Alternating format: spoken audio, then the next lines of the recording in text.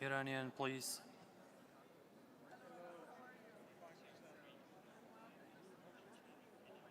Persian channel working. Thank you. You're welcome.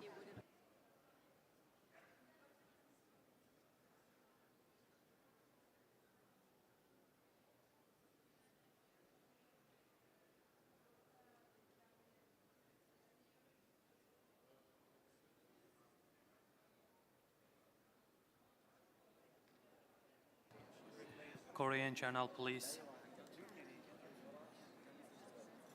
Hangulmanen.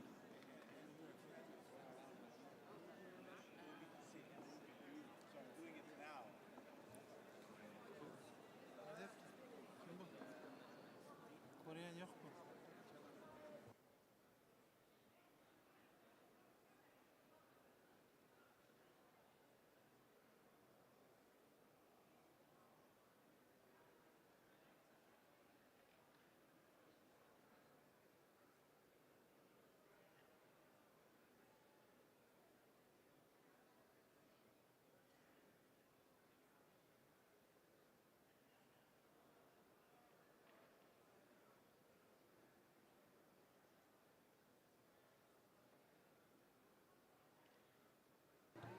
Russian channel, please.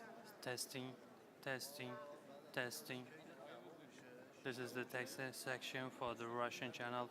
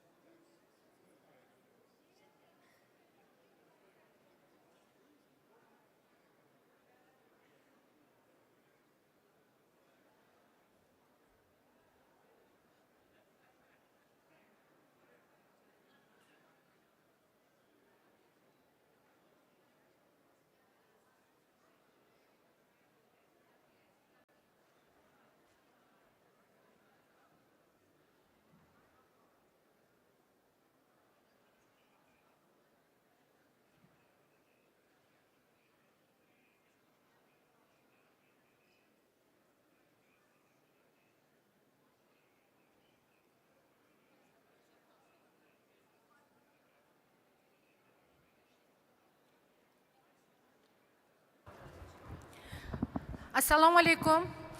Hurmatli hamkasblar. Tarjimonlar joyidami?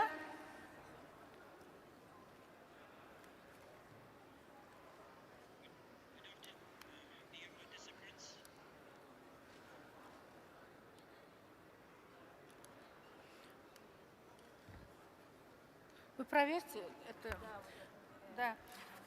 Hurmatli xonimlar va janoblar, hamkasblar, bir qator dolzarb masalalar yuzasidan, juda qizg'in va samarali muhokamalarni o'tkazdik. Assambleya kun tartibining 3-bandiga muvofiq ijtimoiy taraqqiyot va adolat uchun parlament harakati mavzusidagi umumiy debatlarni olib bordik. Debatlarda 120 dan ortiq milliy parlamentlar, 12 ta hamkor tashkilotdan 160 nafar ma'ruzachi chiqish qildi. Shuningdek, O'zbekiston Respublikasi Prezidenti Shavkat Mirziyoyevning assambleya ishtirokchilariga tabrigi va bir qator tashabbuslarini eshitdik. Ushbu tashabbuslar Tashkent deklaratsiyasi loyihasida ham o'z aksini topdi. Shu bois men Tashkent deklaratsiyasi loyihasining asosiy maqsadlari va yo'nalishlari bo'yicha taqdimot qilish uchun so'zni O'zbekiston Respublikasi Oliy Majlisi Senati a'zosi, Yoshlar ishlar agentligi direktori Alisher Sa'dullayevga hamda Iordaniya parlamenti a'zosi Nur Go'sh xonimga beraman. Marhamat.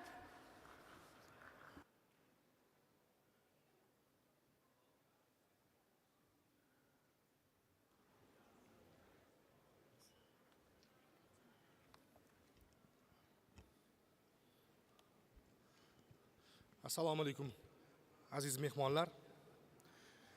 Dear colleagues, dear friends, we've come together in Tashkent to reaffirm our commitment to social justice. 30 years after Copenhagen's World Summit for Social Development, many goals remain unfulfilled. New challenges threaten progress and social cohesion everywhere. Today, as parliamentarians, our responsibility is clear.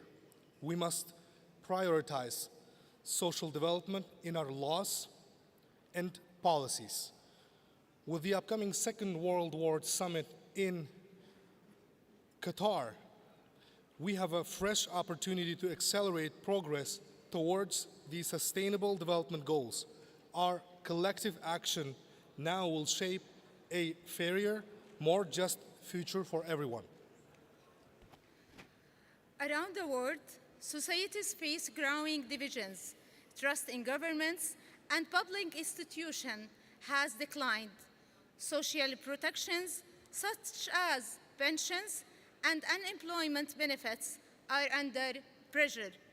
Every day, billions struggle with poverty, insecure jobs, poor housing, and inadequate services. Women, youth, migrants, people with disabilities, and minorities continue to face deep inequalities and discriminations. Hunger and homelessness persist even as new technologies widen the gap between rich and poor. Social isolation has intensified and inequality has become entrenched. We urgently need a new social contract, one founded on human rights, solidarity, and inclusion. Empowering women must be central. To guide forward, we propose 3 clear priorities: invest in people, democratize the economy, and strengthen institutions. Thank you. Invest in people. People are our greatest resource. Investing in health, education, skills, and environment is essential for lasting progress. We pledge to ensure universal access to quality health care, prioritizing prevention and care for the elderly and disabled. Expand lifelong educational opportunities, especially for girls, women, migrants, minorities, and the unemployed. Protect our environment by promoting renewable energy, addressing climate change, and safeguarding biodiversity. Strengthen social protection systems such as pensions and unemployment benefits to end poverty and exclusion. Provide affordable housing as a fundamental human right. Bridge digital divides, giving everyone access to new opportunities. Actively combat racism, xenophobia, violence, and intolerance in all forms. Support family-friendly policies, childcare, and improved work-life balance. Thank you. Democratize the economy. Our economies must serve all people fairly. Prosperity should be measured by well-being and social cohesion, not just GDP. We commit to implement fair and progressive taxation, targeting vision and ensuring the wealthy pay their fair share. Shift resources from fossil fuel, subsided and excessive military spending toward education, healthcare, and social programs. Support small businesses and cooperative, providing access to finance and training. Uphold workers' rights, eliminate gender pay gaps, and ensure equal economic opportunities for women and minorities. Regulate finance to protect consumers, reduce harmful speculation, and encourage productive investment. Create meaningful support for workers displaced by technology and transition informal jobs into stable formal employment. Our economic future must include all voices, promoting social dialogue and shared prosperity. Strengthen institutions. Strong institutions build trust and hold societies together. Governments, parliaments, judiciary systems, media, and international bodies must be transparent, accountable, and inclusive. We pledge to strengthen the accountability and effectiveness of our parliaments and public institutions, increase representation of women and youth in decision-making roles at all levels, ensure public institutions are open to citizens' participation and responsive to people's needs, act decisively against corruption, and ensure transparent government budgeting, regulate digital technologies ethically and effectively, addressing misinformation and safeguarding citizens' rights, strengthen judicial systems guaranteeing impartial and accessible justice, reform global financial institutions to better support social development, debt relief, and effective aid delivery. In politics, as in most things in life, change requires time and a long-term vision, which we believe this declaration provides. We urge all parliaments and parliamentarians to take ownership of this vision and to begin the process of change by developing national plans that are open to the contribution of all. In preparation for the Second World Summit for Social Development, we commit to holding debates in our parliament. Important debate and are inspired by the country progress on social development and democratic reform in recent years. Let us all work together towards a strong and new global agreement on social development that is fit for the times and that will secure justice and peace for people everywhere. Thank you all. Thank you.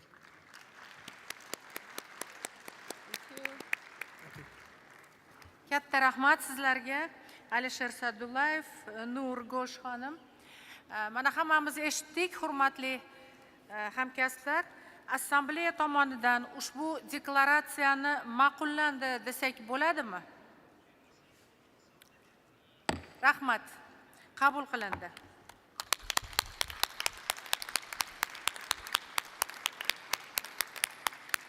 Hurmatli hamkasblar, ruxsatingiz bilan avval kun tartibidagi 6-chi, 7-chi, 8-chi va 9-chi masalalarni, oxirida esa 5-chi masalani ko'rib chiqishni taklif qilaman. Demak, kun tartibimizning 6-chi bandiga muvofiq barqaror rivojlanish masalalari bo'yicha doimiy qo'mita tomonidan tayyorlangan rezolyutsiya loyihasi muhokamasiga o'tamiz. Rezolyutsiya loyihasi barqaror rivojlanish maqsadlariga erishish yo'lida nizolarning, jumladan qurolli mojarolarning uzoq muddatli oqibatlarini yumshatish bo'yicha parlamentlar strategiyalari deb nomlanadi. Rezolyutsiya loyihasi doimiy qo'mita tomonidan qayta ko'rib chiqilib, assambleyaning tegishli hujjati sifatida hammaga tarqatilgan. Ruxsatingiz bilan ushbu rezolyutsiya loyihasi to'g'risida axborot berish uchun so'zni doimiy qo'mita vitse-prezidenti, Birlashgan Arab Amirligi parlamenti a'zosi Mira Al-Suvaydi xonimga beraman.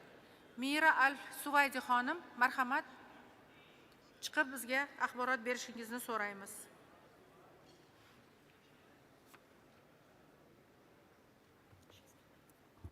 Where is?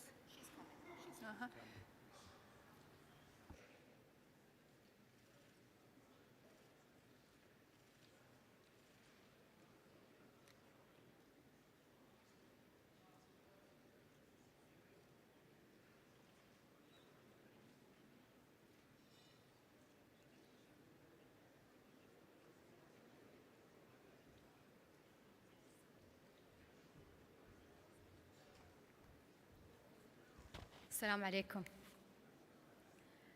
I am tasked with informing you of the outcome of the Standing Committee on Sustainable Development's deliberations. The committee was assigned the responsibility of discussing and drafting a resolution on parliamentary strategies to mitigate the long-lasting impact of conflicts, including armed conflicts, on sustainable development. The co-rapporteurs were Ms. Hala Ramzi Faiz from Bahrain, and Mr. Radoslaw Fujil from Poland, and Ms. Emma Mutika from Namibia. They prepared a draft resolution and an accompanying explanatory note. I take this opportunity to reiterate my thanks to the co-rapporteurs for their great work, dedication, and commitment. Drafting of the resolution was conducted in plenary. The committee had received 241 amendments submitted by 29 member parliaments.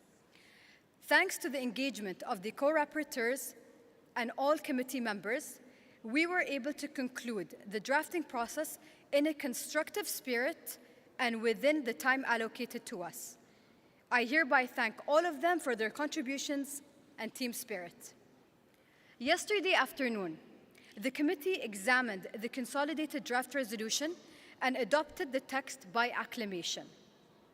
Iran expressed reservations on the whole text. The Russian Federation expressed reservations on preambular paragraphs 13 and 20, and operative paragraphs 14, 21, and 26.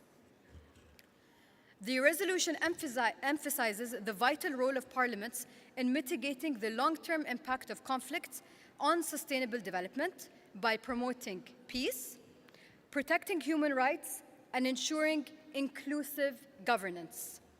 It calls for stronger international cooperation, legal accountability for environmental damage, and robust parliamentary oversight to safeguard civilian infrastructure, uphold humanitarian principles, and support post-conflict reconstruction.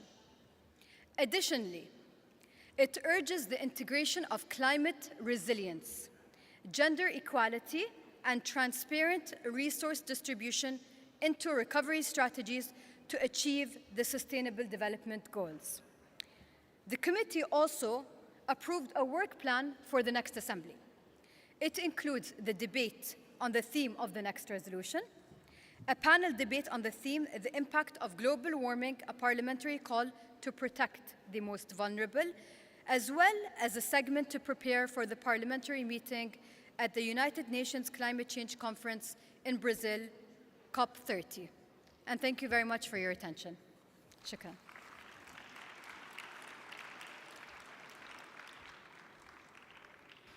Rahmat katta Al-Suvaydi xonim. Assambleya ushbu rezolyutsiya loyihasini qabul qilishga tayyor deb hisoblasak bo'ladimi? Rahmat, qabul qilindi. Mazkur masala bo'yicha Eron vakili so'zga chiqmoqchi. Marhamat. Thank you very much, Madam President, and I thank you for your hospitality. Eron.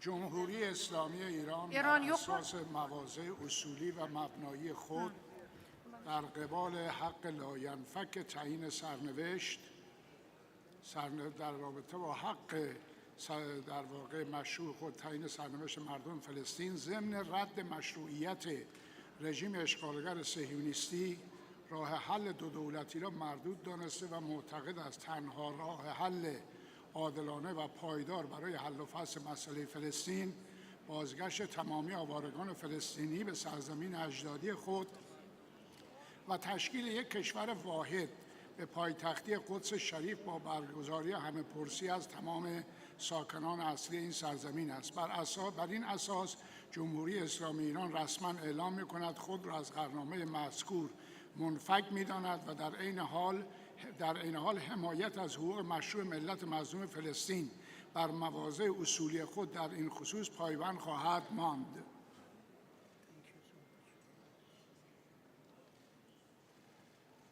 Rahmat Eron vakiliga e'tiborga olamiz fikrlaringizni. Endi Hindiston vakiliga so'z. Marhamat. Thank you, Honorable Chairperson, ma'am. We welcome the adoption of this resolution. However, we have reservations to operative para 18 of the resolution. It is requested that our reservations be suitably reflected in the resolution, which is relating to parliamentary strategies to mitigate the long-standing impact of conflicts, including armed conflicts, on sustainable development. I thank you, Madam President. Katta rahmat, sizning ham fikringizni e'tiborga olamiz.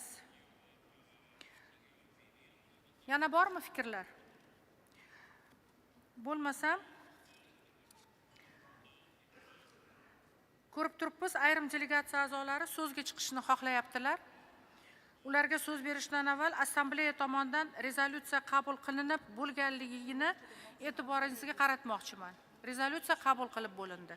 Shunday ekan, o'z chiqishingizga faqat ovoz berishga izoh berib o'tishingiz yoki avval belgilangan tartibda ma'lumot uchun qabul qilingan havola yuzasidan fikr bildirishingiz mumkin.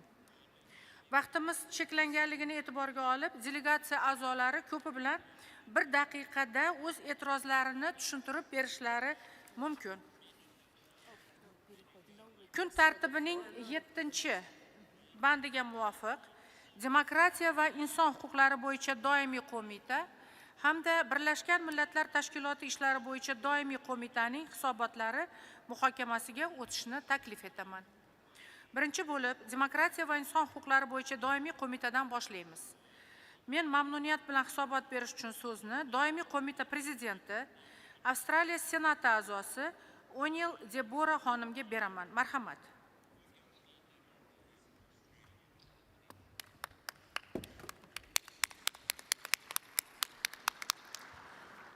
Thank you very much, Madam President, and can I lend my voice with all of us here, once again in thanking you for your incredible hospitality here in Tashkent. Thank you. Distinguished colleagues, the Standing Committee on Democracy and Human Rights has addressed critical issues during our sessions: illegal international adoptions, orphanage trafficking, and artificial intelligence. Our work on illegal adoptions was profoundly impacted by personal testimony from Miss Colleen Fallon. Separated from her mother in Guatemala as a newborn, brought to Belgium with falsified documents, and officially registered as deceased in her birth country, her story represents thousands of similar cases worldwide. Her appeal to listen with your heart underscores the human dimensions of this crisis. Our debate emphasised the need for stronger international cooperation to ensure victims' right to identity, nationality and family connections. The rapporteurs will now draft an action-oriented resolution that the committee will examine in October. In following up on our previous resolutions, we addressed orphanage trafficking, noting that 80 to 90% of children in orphanages are estimated to have living parents. Several parliaments reported significant progress implementing our 2023 resolution, demonstrating how parliamentary action directly impacts vulnerable children. On artificial intelligence, we examined how parliaments have responded to our 2024 resolution by establishing specialised committees and enhancing data protection. The need for enhanced international and regional cooperation was clearly stated, and for parliaments to align their actions with international human rights standards and emerging governance frameworks. Challenges include managing the difference in the speed of technology and legislation and ensuring developing nations are able to benefit from the transformative power of AI.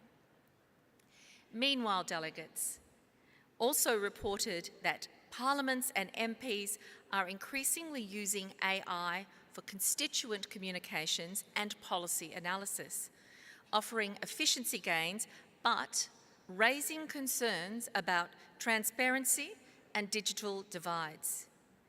The IPU's guidelines for parliamentary AI adoption promote responsible governance standards while addressing these challenges. Implementation of IPU resolutions remains crucial. I urge all parliaments to translate our words into concrete legislative action, into oversight activities, and into international cooperation.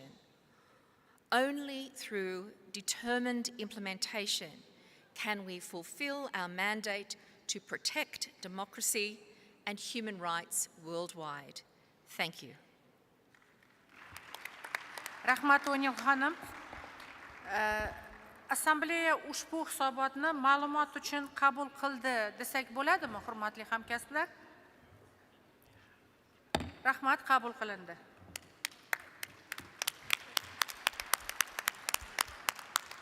Ruxsatingiz bilan hisobot berish uchun navbatdagi so'zni Birlashgan Millatlar Tashkiloti ishlari bo'yicha doimiy qo'mita byurosi a'zosi Jacques Louchengamay janoblariga beraman. Marhamat.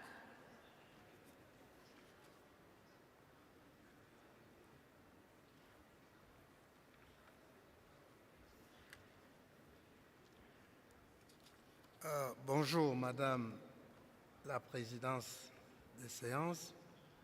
Bonjour, Madame la Présidente de l'UIP, Monsieur le Secrétaire Général, chers collègues.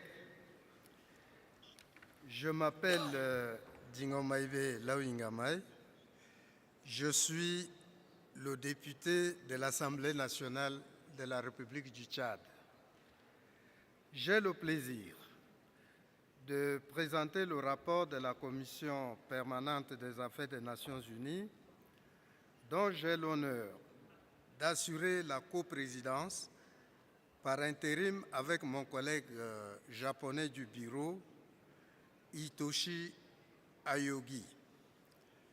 La Commission a tenu 2 séances, l'une le 7 avril et l'autre le 8. La première séance a porté sur la présence des Nations Unies sur le terrain en Uzbekistan. Y ont participé la coordinatrice résidente des Nations Unies, Madame Sabine Malch, et M. Peter Lehner de la Fondation Dav Amarjork. Cette séance nous a permis d'en apprendre beaucoup sur l'équipe pays des Nations Unies. Celle-ci comprend 25 entités et met en œuvre un cadre de coopération élaboré en étroite collaboration avec le gouvernement, ainsi qu'à la contribution du Sénat, de l'Ouzbékistan et de plusieurs organisations de la société civile. Nous avons également pris connaissance des modalités de financement des activités de développement de l'ONU, lesquelles dépendent encore trop des fonds d'un petit nombre de grands donateurs. Ce type de financement laisse peu de marge de manœuvre aux organismes des Nations Unies pour répondre à l'évolution des besoins sur le terrain et doit donc être évité. Le principal enseignement de cette séance est que les parlements doivent pouvoir contrôler la conception des programmes de pays de l'Organisation des Nations Unies et leur financement en préconisant un financement de qualité auprès des ministères concernés et des organisations multilatérales, notamment la Banque mondiale et l'OCDE. La deuxième séance a porté sur le rôle croissant des BRICS dans les relations internationales. Nous avons entendu deux intervenants. Le premier, c'est M. Claudio Cajado, membre de la Chambre des députés du Brésil, et le deuxième, M. Oleg Maljinov, ambassadeur de la Fédération de Russie en Ouzbékistan. Cette discussion était dans la même veine que celle que nous avons eue sur le rôle du G20 lors de la session d'octobre 2024.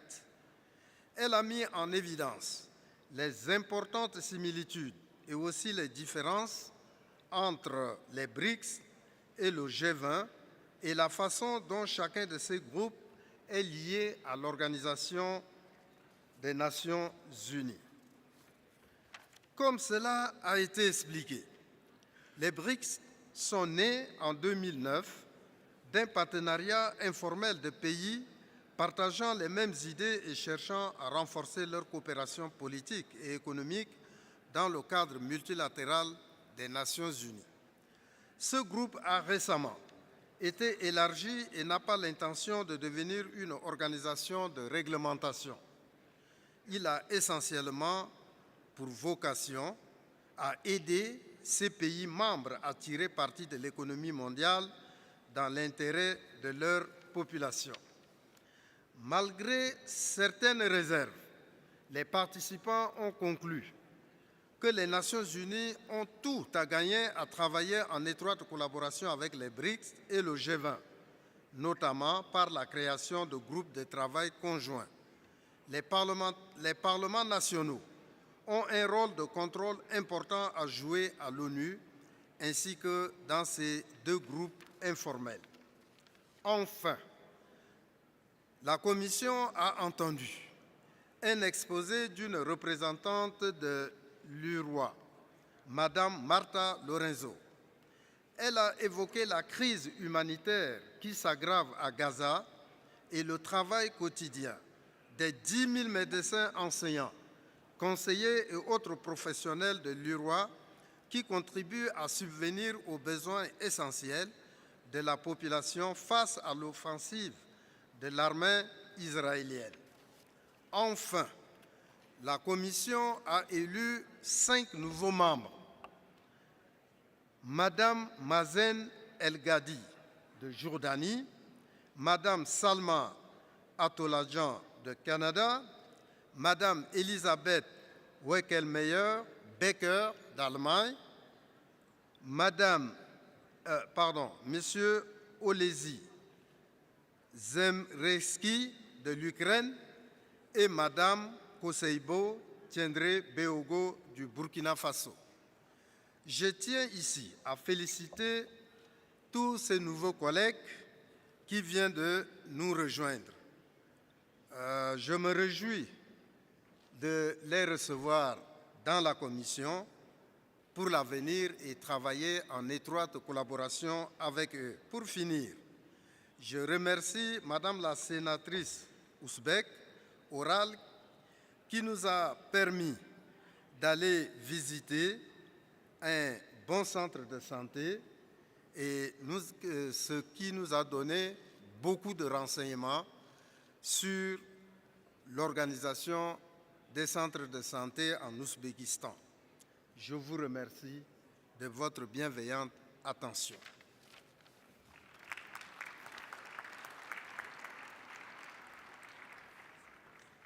Katta rahmat sizga ham mana shu assambleyani hisobotini mana taqdim qildingiz.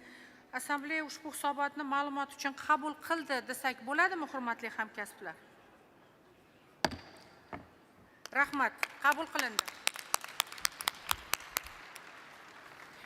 Endi ruxsatingiz bilan kun tartibining 8-bandiga muvofiq tinchlik va xalqaro xavfsizlik bo'yicha doimiy qo'mita hamda barqaror rivojlanish bo'yicha doimiy qo'mita tomonidan tayinlanadigan va parlamentlararo ittifoqning 152-assambleyasida muhokama qilinadigan rezolyutsiyalar loyihalari nomlari va ma'ruzachilarini belgilab olamiz. E'tiboringizni A-150-8 birinchi sonli hujjatga qaratmoqchiman. Ko'rib turganingizdek, tinchlik va xalqaro xavfsizlik bo'yicha doimiy qo'mita tomonidan keyingi 1 yillik davr uchun parlamentlarning mojarodan keyingi boshqaruvning ishonchli mexanizmlarini yaratish hamda adolatli va mustahkam tinchlikni tiklashdagi roli mavzusidagi rezolyutsiya loyihasi taklif qilinmoqda. Nigeriya Vakillar palatasi spikeri o'rinbosari janob Benjamin Kalu, Iordaniyadan janob Avni Al-Zubi va Niderlandiyadan Fatima Zahra Belhirch xonim ushbu mavzu bo'yicha ma'ruzachilar etib tayinlangan.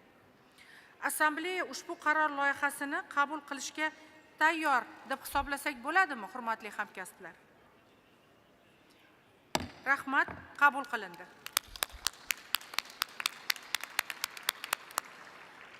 Barqaror rivojlanish bo'yicha doimiy qo'mita tomonidan keyingi 1 yillik davr uchun adolatli va barqaror global iqtisodiyotni qurish, proteksionizmga qarshi kurashish, tariflarni pasaytirish va korporativ soliqlardan qochishning oldini olishda parlamentlarning roli mavzusidagi rezolyutsiya loyihasi taklif qilinmoqda. Avstraliya Senati a'zosi O'Nil Debora xonim, Chilidan janob Jose Miguel Insulza hamda Zambiyadan Jacqueline Sabao xonimlar ushbu mavzu bo'yicha ma'ruzachilar etib tayinlangan. Assambleya ushbu qaror loyihasini qabul qilishga tayyor deb hisoblasak bo'ladimi, hurmatli hamkasblar? Rahmat, qabul qilindi. Endi ruxsatingiz bilan Excuse me. Marhamat. There is no translation for Arabic. For both language. For both resolution that you presented. Hurmatli tashkilotchilar, arab tiliga tarjimon yo'q deyishyapti.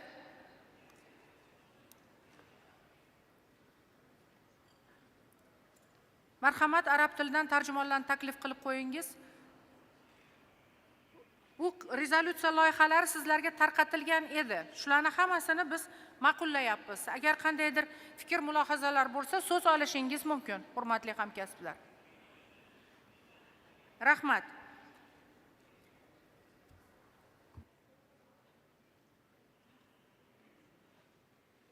Assambleya ushbu qaror loyihasini qabul qilishga tayyor deb hisoblasak bo'ladimi? Rahmat, qabul qilindi. Demak, qarorlarimiz qabul qilindi. Rahmat. Sorry. Endi ruxsatingiz bilan kun tartibidagi 9-chi so'zga chiqmoqchi. Marhamat. Uzr qaramabman. Marhamat. So'z olishingiz mumkin. Mikrofonni yoqib gapiring. Thank you, Chair. I just want to say from the German side that we keep the compromise from yesterday to the two-state resolution, but we will put a reservation on it. because of some arguments that are missing in the text, we think we should mention Hamas and its responsibility for the terrorist attacks. This is not mentioned. We miss some other points that I don't want to phase out now, because to underline the will to take a compromise. But I think we urgently need some person who are able to make a civilian political government and to keep peace for the both states. Thank you. Rahmat sizga, lekin bu punktga hali yetib kelmadik. Biz kechroq kelamiz bu punktga. Kechroq ko'rib chiqamiz. Endi ruxsatingiz bilan kun tartibining 9-bandiga muvofiq parlamentlararo ittifoq nizomi va qoidalariga o'zgartirishlar kiritish masalasini ko'rib chiqamiz. Xabaringiz bor, parlamentlararo ittifoq nizomi va qoidalariga o'zgartirishlar kiritish bo'yicha maslahatlashuv ishlari 23-yildan boshlangan. Buning natijasida 24-yil oktyabr oyida Jenevada bo'lib o'tgan 149-assambleyada ushbu o'zgartirishlar bo'yicha birinchi hujjatlar to'plami qabul qilingan. Ijroiya qo'mitasi tomonidan tuzilgan ishchi guruh 2024-yilning mart oyida qolib ketgan ayrim takliflarni o'rganish maqsadida o'z ishini qayta boshlagan edi. 2024-yilning dekabrida ijroiya qo'mitasi yig'ilib, o'zgartirishlar bo'yicha ikkinchi hujjatlar to'plamini A/150/9 mana shu hujjat bo'yicha kelishib oldi. Nizomning 30-moddasiga asosan 150-assambleyaga qadar 3 oy oldin 2025-yil 22-fevralga bu nizomga o'zgartirishlar kiritish bu bo'yicha va 2025-yil 8-martga qadar bu qoidalarga o'zgartirish kiritishlar to'g'risida ittifoqqa a'zo bir nechta parlamentlar o'zlarining fikr mulohazalarini bildirish va qo'shimcha tuzatishlar kiritish imkoniyatidan foydalanadi. Qo'shimcha o'zgartirishlar kiritish va bu bilan bog'liq boshqa tushuntirishlar ittifoq kotibiyati tomonidan a'zolariga 2025-yil 18-martda yuborilgan edi. Hujjatni raqamini eslatib o'taman. A/150/9/P1/IM.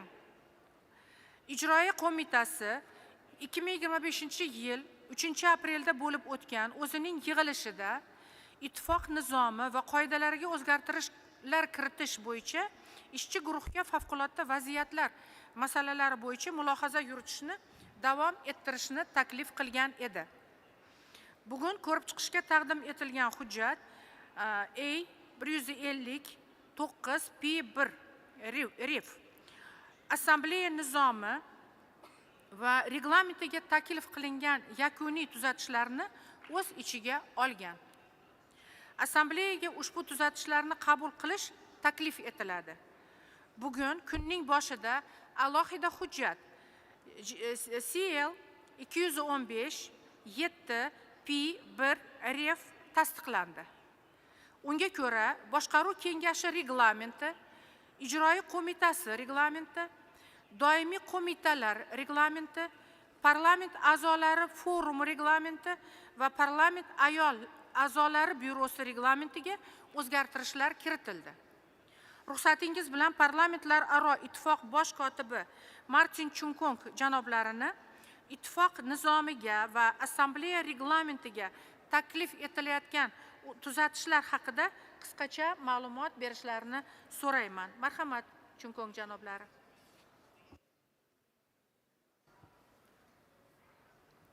Thank you very much, Madam President. I see that you have explained elaborately the process for amendments that started in 2023. And as you have just mentioned, a first set of amendments were adopted by Council today. And now amendments to the statutes and rules of the Assembly have to be adopted by the Assembly itself.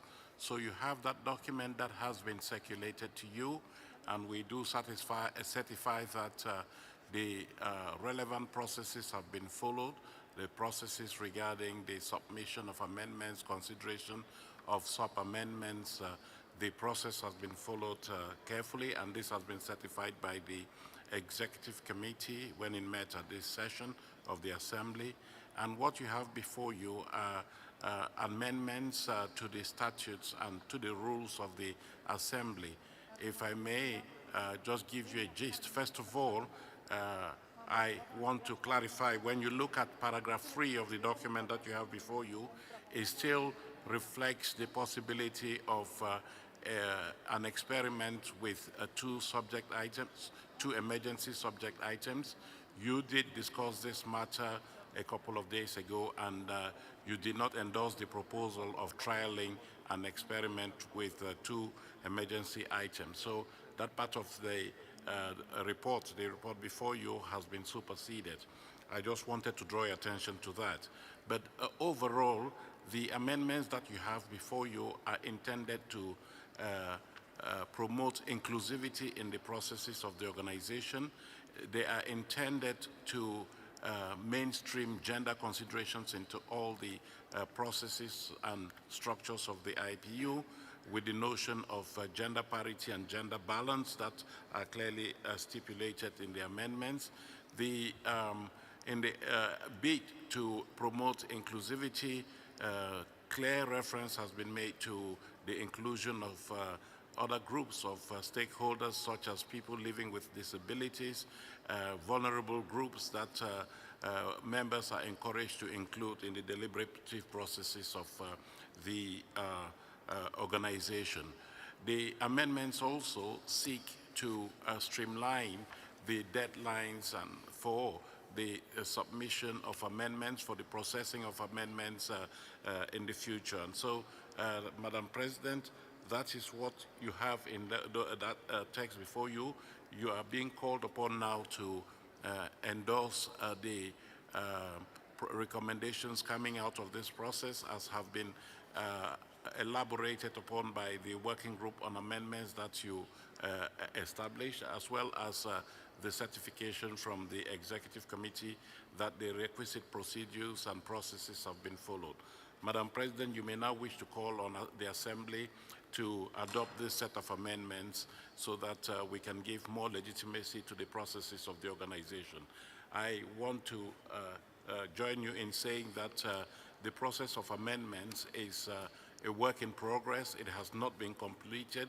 The working group on amendments will continue its work, and we think that at the end of the process, you'll have a complete set of reforms of the organization that will allow you to move forward. So, Madam President, it's up to us, the Assembly now to make a determination on those proposals that they have in the document that I've just presented. Thank you.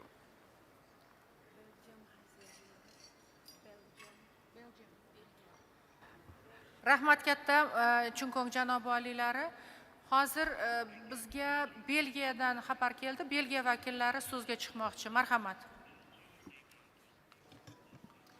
Thank you, Chair, and thank you, Secretary General, for this explanation. I think it's quite clear, but just as a confirmation, as it's now from the table, but just to confirm that the possibility to have two emergency items in the future, as we discussed 2 days ago on the plenary session, is now from the table, and if it will come back on the table, that we do it following the statutes. This means with voting with a 2/3 majority. Can you confirm that?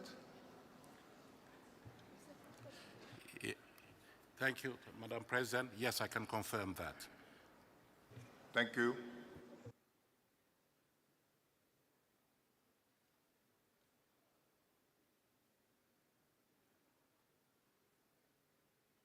Hurmatli hamkasblar, Assambleya parlamentlararo ittifoq nizomi va Assambleya qoidalariga ushbu o'zgartirishlarni qabul qilishga tayyor deb hisoblasak bo'ladimi?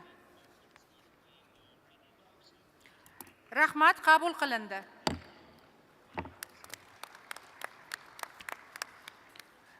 Endi mana hozir savol bo'lganida kun tartibimizning 5-bandiga o'tamiz.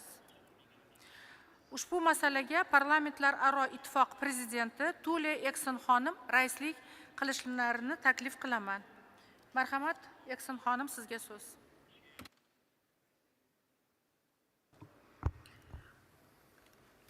Thank you so much, Madam President of the Assembly. Colleagues, we will now go to item 5 of our agenda, and we are going to listen to the report that is prepared by the Standing Committee on Peace and International Security, and they are ready to present to us the role of Parliament in advancing a two-state solution in Palestine. Ms. Augul Kuspan of Kazakhstan is going to introduce the resolution. You have the floor.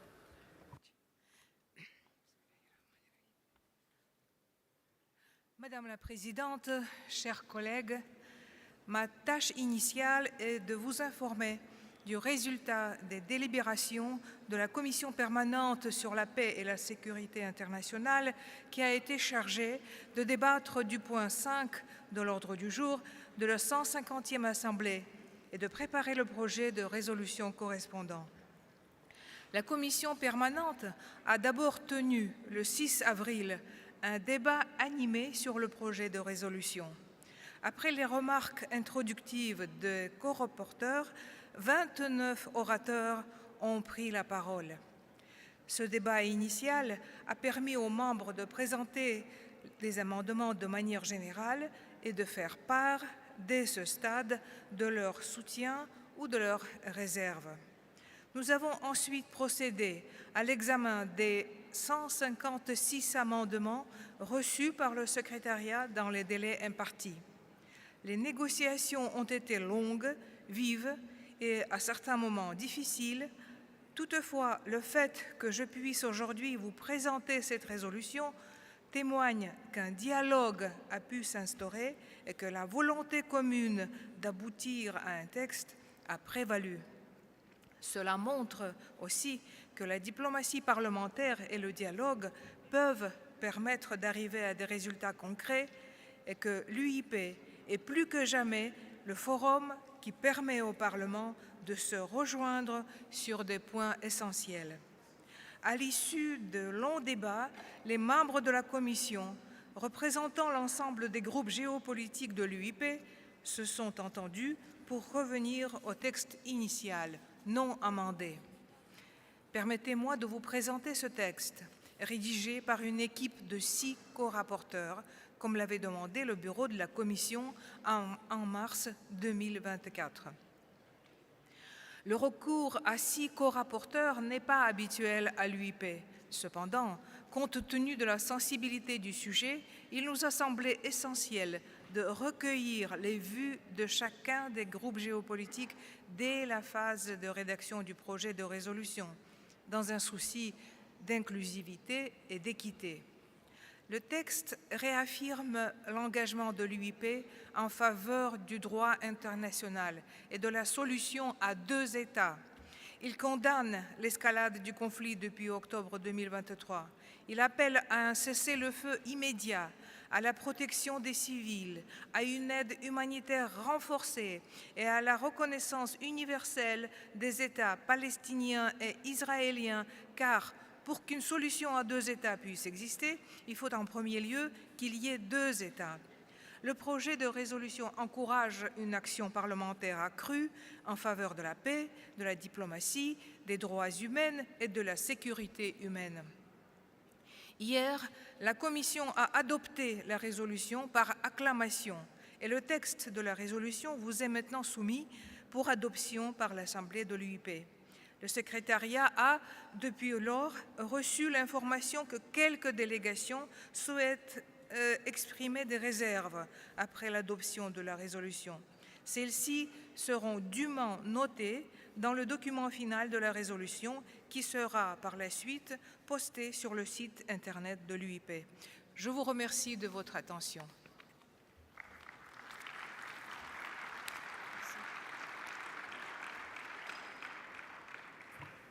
Thank you so much, Madam President of the Standing Committee, for the introduction to the resolution.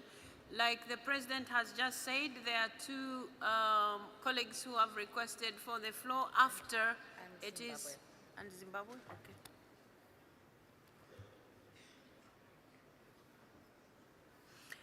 Okay, so as per our rules, we will give them the floor. In Palestine? Okay.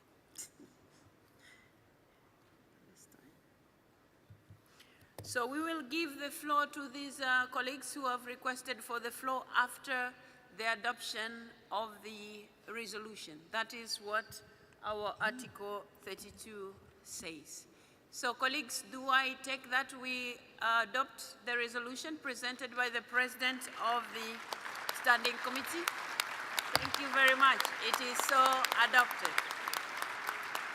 Thank you. Thank you. Thank you.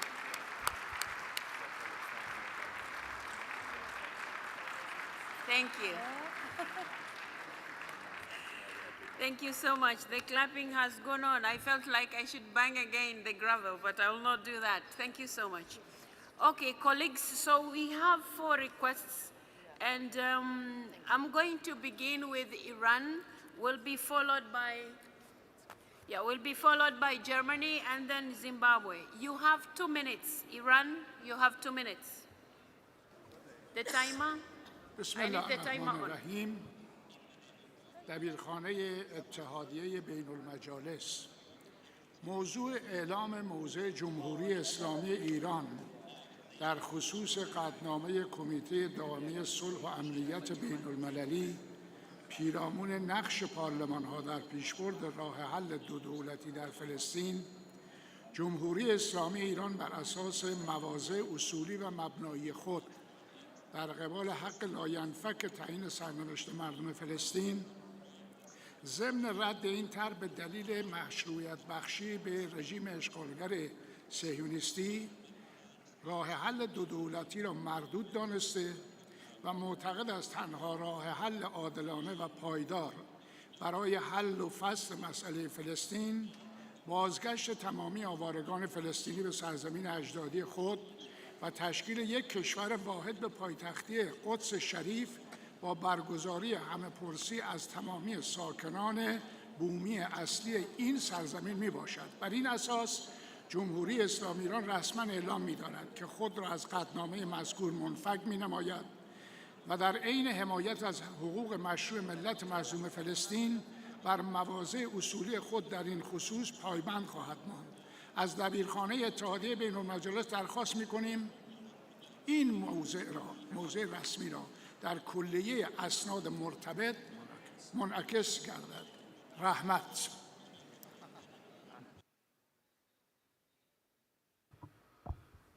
Thank you very much. We take note of that, Islamic Republic of Iran. Germany will be followed by Zimbabwe. Palestine will be next. Germany, you have the floor. Thank you, Madam President. As mentioned before, we keep the compromise of yesterday, but we are going to express a reservation. And first of all, I may say that Germany is supporting a two-state solution. I would like to say that very clear. However, the German delegation feels unable to support the resolution in front of us, namely because of reasons. There's not a single word that mentions the responsibility of the Hamas for the terrorist attacks. We miss an unconditioned release of all hostages as a clear precondition for any negotiation.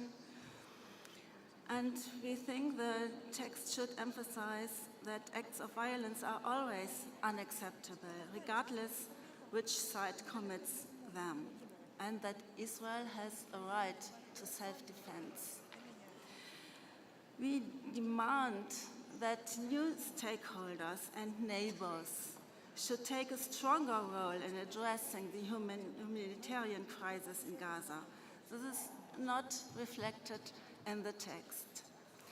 So we urgently need perspective for civilian political power, which is based on people who want peace with their neighbors, doing the best for their own people, including gender-responsive legislation and policies that protect the rights and dignity, prevent gender-based violence, as it is described in the resolution. And we all know that terrorist organization of Hamas does not stand for all this, and even announced to repeat attacks again and again.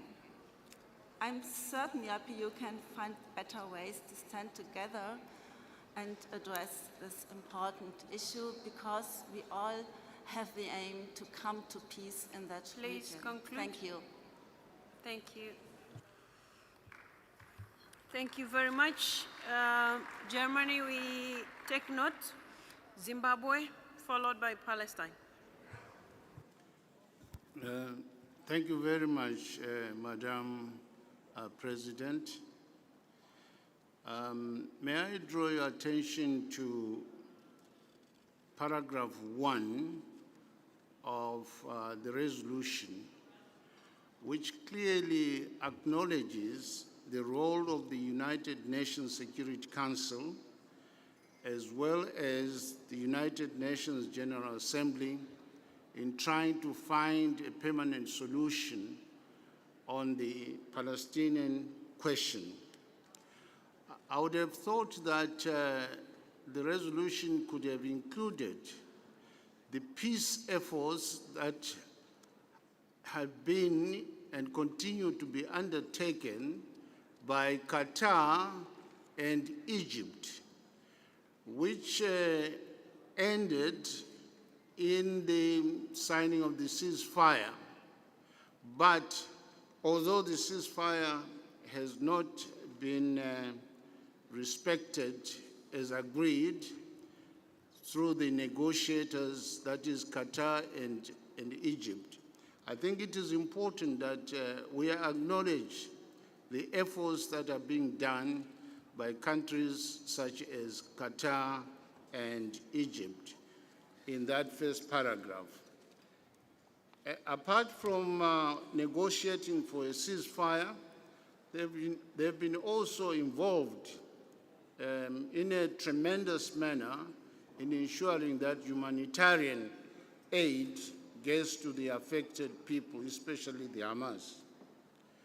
On paragraph 17, I noticed that there is a recommendation to transform the Committee on Middle East Question into a strategic task force on the Middle East. I don't understand the rationale, because the Committee on Middle East Question is a standing committee in terms of our statutory.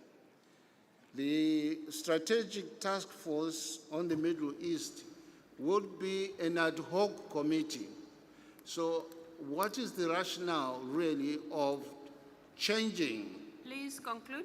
I'm concluding the nomenclature of the committee to a task force. I so submit. Thank you very much. Colleagues, the concerns that have been raised will be noted, and including the ones that you have mentioned about paragraph 17 and how the modalities would be, will also be addressed in the same context.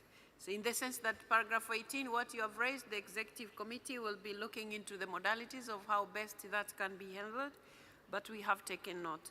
Palestine will be followed by Austria, and Hungary will be next. Thank you, Madam President. We welcome adopting the resolution with its initial draft by consensus as a step affirming ending Israeli illegal occupation for regional and international peace and security, even though it doesn't fulfill the aspiration of the Palestinian people. However, we affirm it was a compromised language and nothing was mentioned on condemnation. And we affirm that in no way there is equation between oppressor and oppressed. And we recommend and ask for the next resolution to ask for economic sanctions and irresponsible trade of arms, to end the illegal occupation, and to condemn its international crimes. Thank you. Thank you very much. Palestine, we note the comment also that has been put forward. Austria, followed by Hungary. Austria, you have the floor. Thank you, Madam Chair. Austria wishes to pose 3 reservations with regards to the resolution, even though we fully support the two-state solution as has been stated in the resolution. Details have been committed to the Secretariat in written form. They refer to 3 paragraphs and it's 2 terms which we would suggest to phrase differently. Thank you. Thank you very much. Austria, we take note. Hungary will be followed by Sweden. Thank you, Madam President. Thank you for the floor. On behalf of the Hungarian delegation, I would like to express our reservation regarding the whole text. We can't find it balanced, and in our view, it does not serve the long-term peace. Thank you. Hungary, we take note. Sweden? Thank you, Madam President. I would also like to start to say thank you to the committee for their work. I would, it's a little bit loudly here, so I have difficulties to speak, but I will try if I raise my voice. Thank you. It's a little bit loudly, but I will try to speak. Thank you, Dear please. colleagues, there are people standing in front in front of the person who is speaking. Please sit down so that we can see each other. Thank you. Sweden, you have the floor. Thank you, Madam President. We would like from Sweden, just as well as Germany, to send a word for the continued work, that it would be very pleasant if there could be a word about Hamas kidnapping of the hostages and the release of them. We see it as an important part of the ongoing conflict. It's just a message to send to the continued work of the working group for a release of the hostages, and as soon as possible. Thank you, Madam Chair. Thank you. Thank you, Sweden. Colleagues, this is the list that I had, and we take note of what you have said, and it will be included in the report that we are going to have about these discussions here.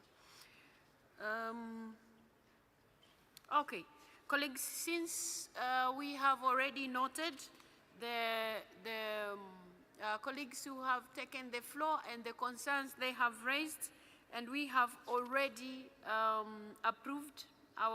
adopted our resolution. So this item number 5 is already done, so thank you so much for your cooperation. Now I will give back the presidency to the President of the Assembly. Thank you. Katta rahmat, Ekson xonim. Biz hurmatli hamkasblar kun tartibidagi hamma masalalarni ko'rib chiqib bo'ldik. Endi parlamentlar aro ittifoq rahbariyati va geosiyosiy guruhlari vakillarining yakuniy so'zlarini eshitamiz. An'anaga ko'ra, avvalo geosiyosiy guruhlar vakillarining yakuniy so'zlariga o'tamiz.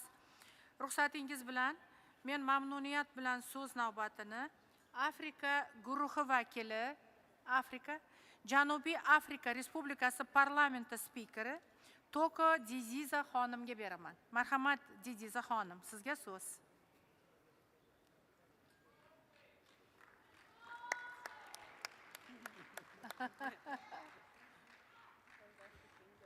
Thank you very much, Madam President. Malibongwe. Igama lamakhosikazi malibongwe. The slogan I'm just articulating just now says, the name of the women must be praised. And it was a slogan by women as they marched against the apartheid regime, which demanded that women carry passes. And through that march to the Union building, the Prime Minister of the time collapsed and died. So when we say, let the power and the name of the women be praised, we say Malibongwe. Madam President of the Assembly, Madam President of the IPU, General Secretary of the IPU, fellow speakers, honorable members, ladies and gentlemen.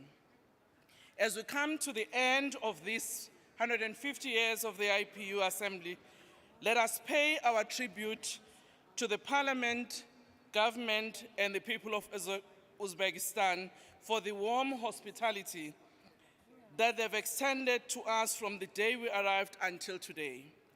We have built friendships and got exposed to the culture and the warmth of the people of Uzbekistan.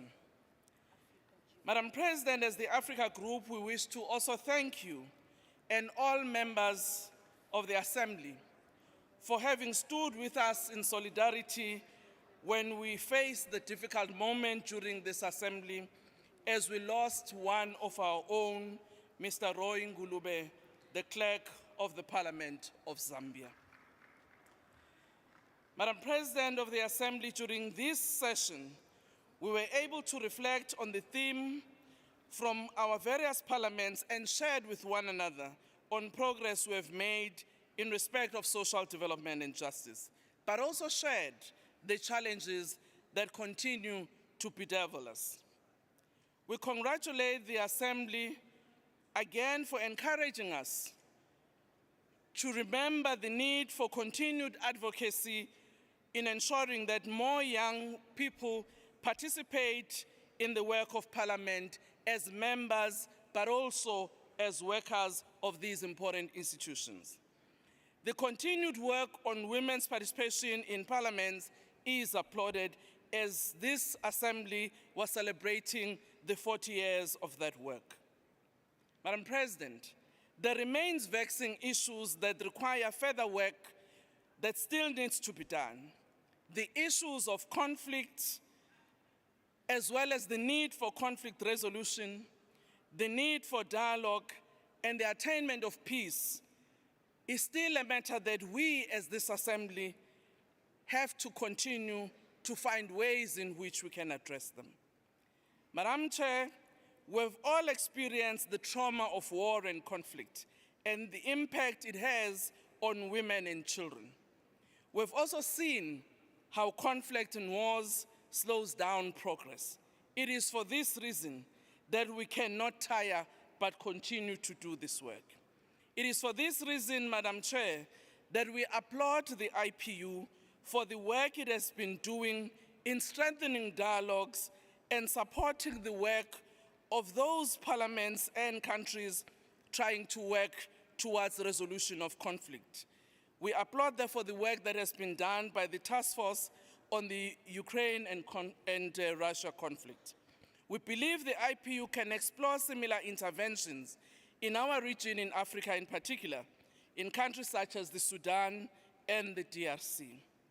We also applaud the work the IPU is doing in helping parliaments that are in transition, in particular in our continent, such as Chad, and the success that you have made in that regard.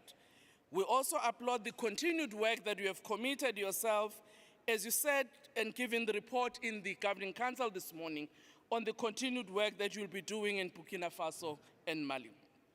We stand ready as the Africa Group to work with you on some of those issues. Madam President, the current system of dealing with issues of emergency items as it stands today, while one appreciates that there are standing orders and procedures, But I think we should also appreciate that it robs us an opportunity of deliberating on critical issues that affect our world. If one looks at one of the proposals that was made, looking at the impact of the earthquake in Myanmar, I'm sure all of us would have agreed that it was an important issue. But because of the system in which such matters get deliberated upon, does rob us an opportunity of focusing collectively on matters that affect all of us. And I do hope, as we reflect and look at our standing orders and procedures, we will find better ways on how we could deal with some of those matters going forward. So as Africa Group, we want to say thank you for how we have conducted this assembly, and really wish that when we meet in October, we would have done more work in our various parliaments as well as the regions. Thank you very much, Madam President.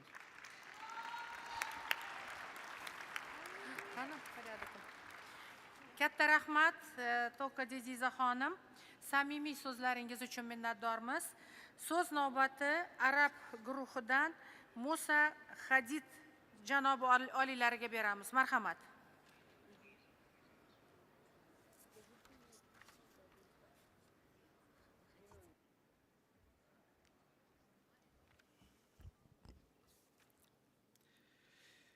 بداية أود أن أعرب عن شكري وتقديري لرئيس الاتحاد البرلماني العربي معالي السيد إبراهيم بوغالي الذي شرفني بإلقاء الكلمة نيابة عن المجموعة العربية. معالي السيدة توليا أكسن رئيسة الاتحاد البرلماني الدولي، سعادة السيد مارتن تشونغنان الأمين العام للاتحاد البرلماني الدولي، أصحاب الدولة والمعالي والسيادة رؤساء المجالس والبرلمانات ورؤساء الوفود، أصحاب السعادة أعضاء الوفود، السيدات والسادة المشاركين، السلام عليكم ورحمة الله وبركاته. في ختام أعمال الجمعية العامة 150 للاتحاد البرلماني الدولي، أود أن أتوجه باسم الاتحاد البرلماني العربي بخالص التقدير والامتنان إلى معالي رئيسة الاتحاد البرلماني الدولي وسعادة الأمين العام والأمانة العامة وجمهورية أوزبكستان الدولة المضيفة على الجهود المتميزة التي بذلت لإنجاح هذه الدورة، والتي أكدت مجدداً على أهمية العمل البرلماني المشترك في التصدي للتحديات التي يواجهها عالمنا اليوم. السيدات والسادة الأفاضل، إن اجتماعنا هذا ينعقد في ظل أوضاع دولية وإقليمية دقيقة تستوجب منا جميعاً وقفة برلمانية مسؤولة تضع نصب أعينها مبادئ العدالة والقانون الدولي، وتلتزم بالدفاع عن القيم الإنسانية النبيلة. وفي هذا السياق لا يمكننا أن نغفل الوضع المأساوي في فلسطين المحتلة، حيث لا تزال آلة القتل والتدمير الصهيونية تمعن في استهداف الأبرياء وفي انتهاك صارخ لجميع المواثيق والاتفاقات الدولية، وسط صمت دولي مخزن يعمق معاناة الشعب الفلسطيني. إننا في الاتحاد البرلماني العربي نؤكد مجدداً موقفنا الثابت والداعم للقضية الفلسطينية، وندعو كافة البرلمانات الوطنية والإقليمية والدولية إلى تحمل مسؤولياتها القانونية والأخلاقية والإنسانية، والضغط بكل الوسائل المتاحة لوقف جرائم الاحتلال وتوفير الحماية الدولية للشعب الفلسطيني، وصولاً إلى تحقيق تطلعاته المشروعة في إقامة دولته المستقلة وعاصمتها القدس الشريف وفق قرارات الشرعية الدولية ومبادرة السلام العربية. السيدات والسادة، لقد أثبتت التجارب أن العمل البرلماني المشترك هو أداة فاعلة في إرساء الحوار والدبلوماسية الوقائية مما يحتم علينا تفعيل أدوارنا كممثلين للشعوب للحد من الصراعات وتعزيز السلام القائم على العدل والحقوق المشروعة، وليس على فرض الأمر الواقع بقوة السلاح والانتهاكات الجائرة. كما أن التحديات الراهنة سواء كانت سياسية أو اقتصادية أو بيئية تقتضي تعزيز التعاون البرلماني والعمل بروح التضامن والشراكة لتقديم حلول مبتكرة تخدم تطلعات شعوبنا في التنمية والازدهار. ومن هذا المنبر نجدد التأكيد على أهمية الالتزام بمبادئ الديمقراطية وحقوق الإنسان، وندعو إلى تعزيز الحوار بين الحضارات واحترام سيادة الدول وعدم التدخل في شؤونها الداخلية، بما يضمن استقرار النظام الدولي وتحقيق الأمن الجماعي المنشود. في الختام أود أن أعبر عن جزيل الشكر لكل من ساهم في إنجاح هذه الدورة، وأتمنى أن تترجم مخرجاتها إلى خطوات عملية تعزز دور البرلمانات في صناعة مستقبل أكثر استقراراً وعدالة. وإننا على يقين بأن تعاوننا المشترك سيظل حجر الأساس في بناء عالم أكثر إنصافاً وإنسانية. شاكراً لكم حسن استماعكم، والسلام عليكم ورحمة الله وبركاته. Sizga ham katta rahmat. Musa Hadid janob oliylari, guruh nomidan vazifalarga ham to'xtalib o'tdingiz. Buning uchun katta rahmat. Bizning sha'nimizga aytilgan iliq tilaklaringiz uchun ham minnatdorlik bildiramiz. Navbatdagi so'z Osiyo Tinch okeani guruhi vakili, Butun Xitoy xalq vakillari kengashi ta'lim, fan, madaniyat va sog'liqni saqlash qo'mitasi raisi o'rinbosari Tiang Suyent-Zun janoblariga beramiz. Marhamat.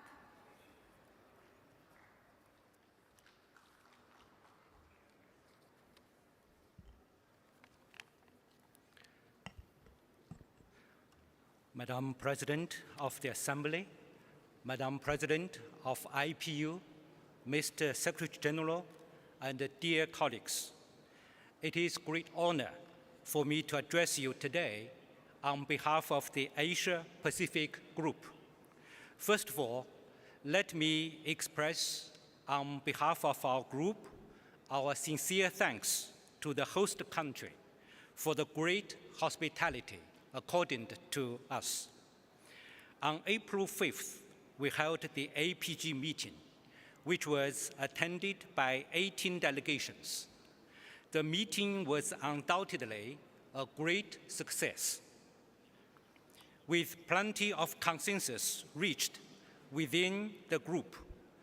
During the meeting, APG members expressed their strong support for and a keen interest in participating the IPU-related work, with a large number of candidates competing for vacancies within the APG for IPU positions. With concerted efforts of all members, 19 candidates were eventually nominated. We also deliberated on emergency items, proposals, and candidates for the drafting committee. At the meeting, the IPU Secretariat introduced the project Sexism, Harassment, and Violence Against Women in Parliaments in the Asia-Pacific region. The Asia-Pacific Group focused on ensuring the rights of female parliamentarians to participate in the political affairs. And the members of the Executive Committee from India and Australia briefed the group on the work of the IPU Executive Committee. The representative of the Philippines, as the chair of ASEAN+3, reported the work of the ASEAN Part 3 meeting. Additionally, China briefed the group on the updating on the preparation of the 6th World Conference of Speakers of Parliaments. Last but not the least, the Asia-Pacific Group would like to extend its congratulations to all the outcomes we have achieved during the Assembly. This has been a remarkable success in broadening our common ground in promoting social development and justice through parliamentary actions and enhancing multilateralism. The APG is delighted and honored to be part of this process and is prepared to work together with other parliaments to build on our achievements. We firmly believe that considering the volatile international situation and increasing global instability, as representatives of our people, it is the shared desire of all parliaments to promote cooperation, dialogue, and unity, thereby making significant contributions to a common and promising future for humanity. Thank you for your attention. Katta rahmat Tsang Suyedzung janob oliylari. Tashakkur. So'z navbati Latin Amerikasi va Karib dengizi havzasi guruhi vakili, Peru parlamenti a'zosi Mari Carmen Alva xonimga beriladi. Marhamat, so'z sizga. Marhamat.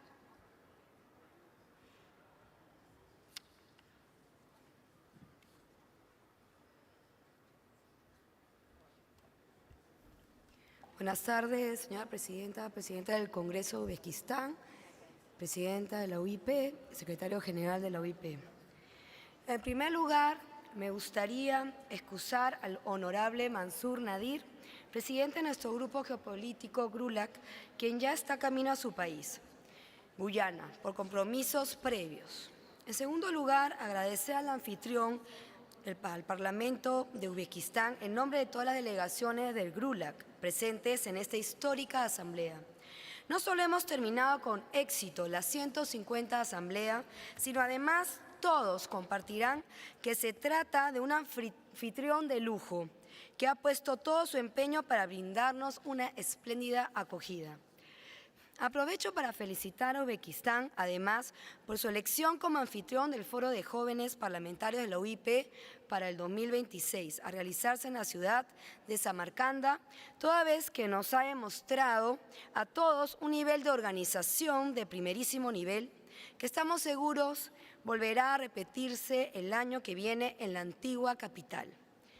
Como adelantó mi colega Wilson Soto, Perú, por su parte, será el país anfitrión del Foro de Jóvenes Parlamentarios de este año 2025, estando previsto realizarse para el mes de septiembre próximo, motivo por el cual haremos todo lo posible desde el Perú y desde GRULAC para transitar estos dos foros de manera articulada tanto a nivel birregional, América Latina y el Caribe, por un lado, y Asia Central, por otro, así como global. Pese a la distancia física entre nuestra región y Asia Central, hemos logrado la presencia en esta asamblea de 9 delegaciones, incluyendo a Bahamas, Brasil, Chile, Ecuador, Guyana, México, Paraguay, Perú y Uruguay, lo cual nos permitió contar con quórum. Sin embargo, llamamos la atención acerca de los desafíos que enfrentamos para garantizar una participación plena.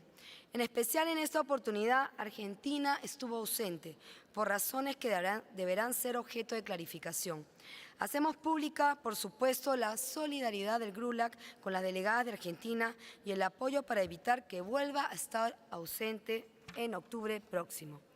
También participó de la sesión del GRULAC como observador permanente por segunda vez consecutiva el Parlatino, Parlamento Latinoamericano y Caribe, con su presidente Rolando González Patricio.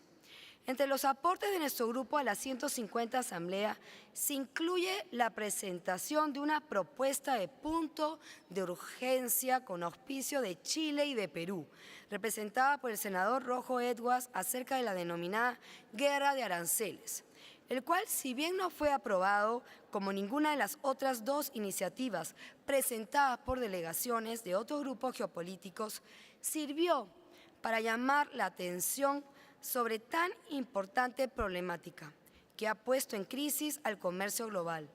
Tanta trascendencia tuvo que ha sido adoptada con algunos cambios en el ámbito de la Comisión. Como todos saben, Kremer y Pazzi, nuestros fundadores, crearon la UIP, nada menos promoviendo el arbitraje internacional como modo de prevenir conflictos armados derivados de contiendas comerciales. Por eso mismo, además, recibieron el Premio Nobel de la Paz. En relación con el resto de la agenda de esta Asamblea, hemos estado presentes y activos en todos los ámbitos en los que interactuamos. Tanto el diputado Claudio Cajado de Brasil como Cintia López Castro de México y yo hemos participado activamente de las reuniones del Comité Ejecutivo. Quiero aprovechar para agradecer al GRULAC por haberme nominado como vicepresidenta del Comité Ejecutivo y felicitar a la UIP y a las colegas vicepresidentes de los otros grupos geopolíticos, en especial a la nueva vicepresidenta de la UIP, la polaca Gabriela Morawska-Staneka.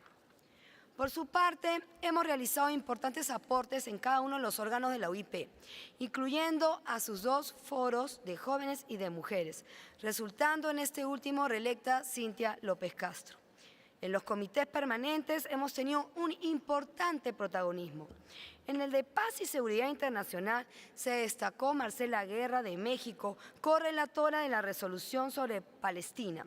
En la Democracia y Derechos Humanos, Silvia Nane de Uruguay, comisión en la que el GRULAC cuenta como correlatora con la senadora Lucila Klexl de Argentina, quien ha realizado un excelente trabajo preparatorio junto a los demás correlatores en lo relativo al tema de adopciones ilegales internacionales, cuyo proyecto de resolución debatiremos en octubre próximo.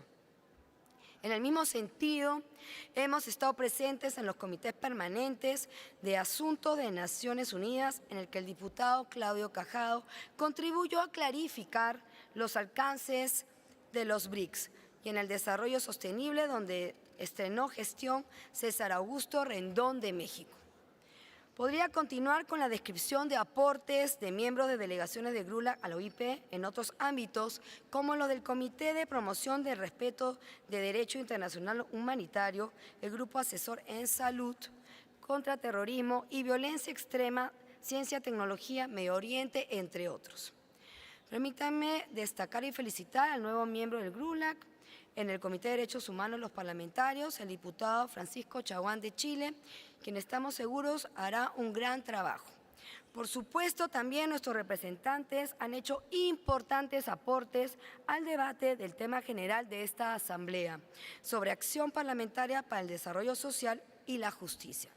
Los talleres, en especial sobre diálogo interreligioso y mediación parlamentaria para la paz, también contaron con presencia de representantes del GRULAC. En definitiva, en GRULAC creemos profundamente en la diplomacia parlamentaria y en el rol de los parlamentos nacionales en la construcción de un mundo mejor. Por eso mismo seguiremos trabajando activamente para lograr que la UIP tenga cada vez mayor relevancia en el orden global, redundando su accionar en favor de los intereses de los ciudadanos, nuestros representados. Muchas gracias, señora Presidente, por el tiempo brindado y buen regreso para todos a sus hogares. Katta rahmat sizga ham samimiy so'zlaringiz uchun. Endigi so'z navbatini 12+ guruhi vakili, Shveysariya parlamenti a'zosi Laurent Verli janoblariga beraman. Marhamat.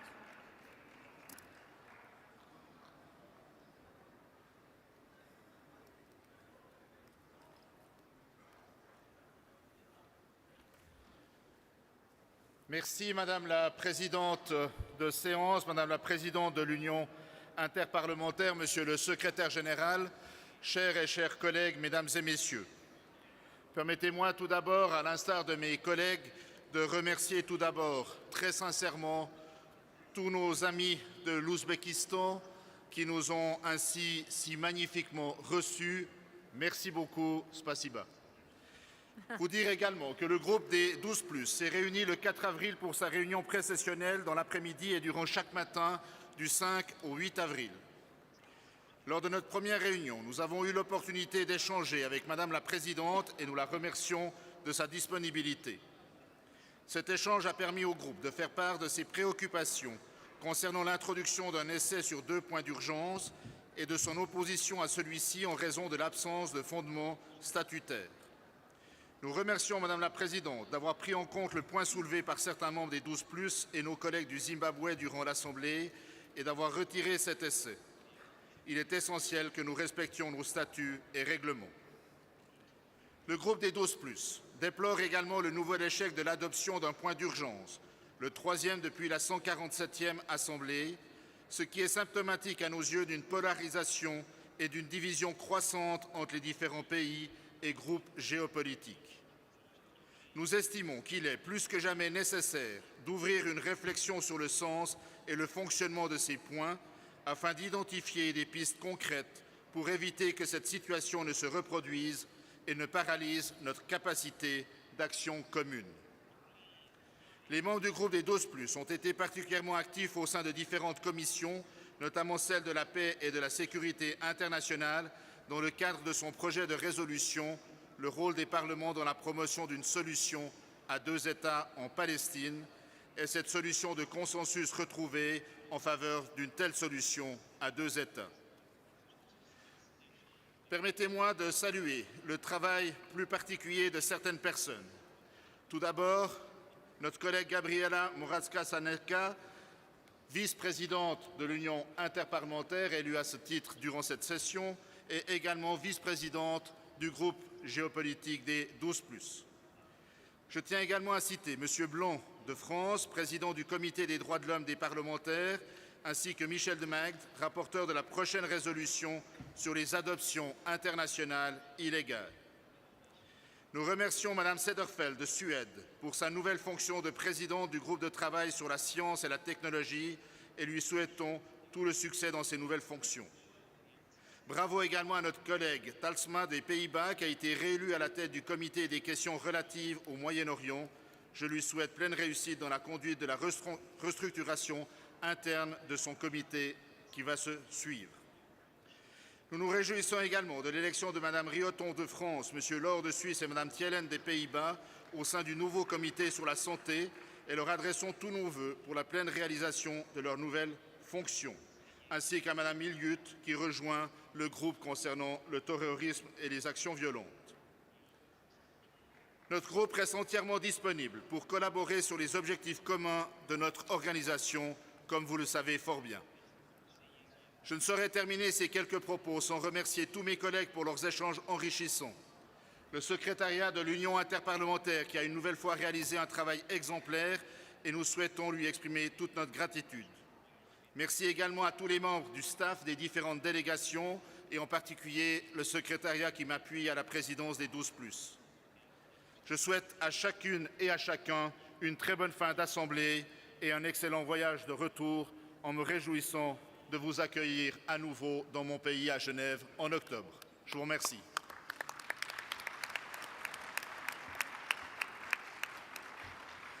Laureant Verli janob oliylari, sizga ham katta minnatdorlik bildiramiz samimiy so'zlaringiz uchun.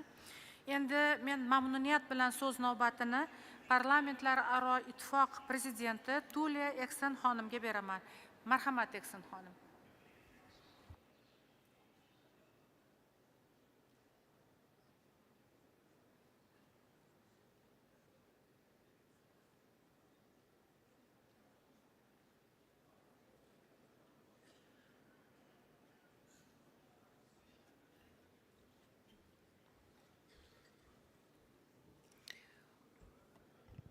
Madam President of the Assembly, Mr. Secretary General of the IPU, honorable speakers, deputy speakers, and colleagues. We knew all along that this assembly, our 150th, needed to be a special one. And I think we can safely say that our gracious hosts have risen to the occasion and made it one to remember, with the warmest of welcomes, impeccable facilities, delicious food, and beautiful surroundings.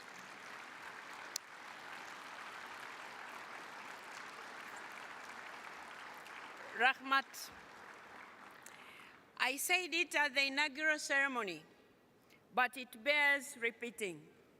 On behalf of all of us, Rahmat, Madam Speaker. Colleagues, from the get-go, this assembly has carried a sense of significance.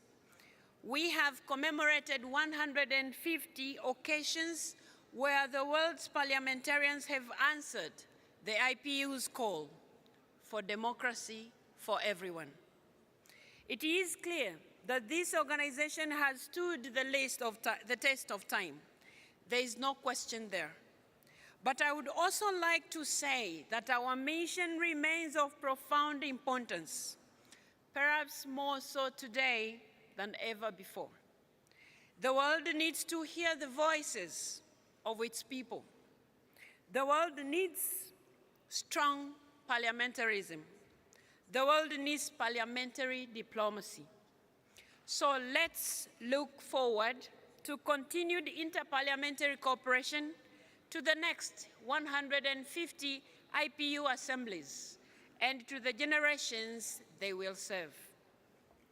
Dear fellow parliamentarians, your active participation, insightful contributions, and commitment to the IPU have been the footing of the Assembly's successes. Over the past week, we have had inspiring examples of how your parliaments are rising to the challenges of our time. But these were not just words delivered from the podium.